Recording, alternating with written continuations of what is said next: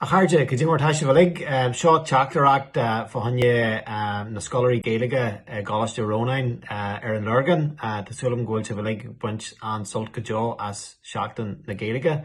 It's a special message from me, Malachy O Neill. I'm Provost of Ulster University's Magee campus in Derry, and just wishing you well for Seachtain na Gaeilge.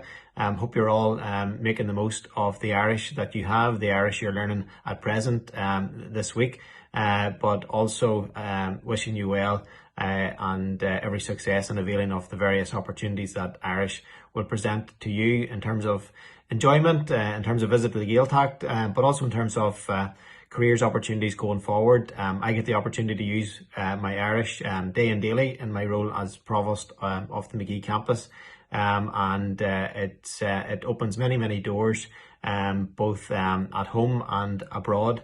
And I encourage you to stick with your Irish, enjoy the journey, and never be in any way inhibited about using your Irish, whatever the level, as often as possible. So I'm more of Gaeilge agus bunigi soltas. Gur míle maigh.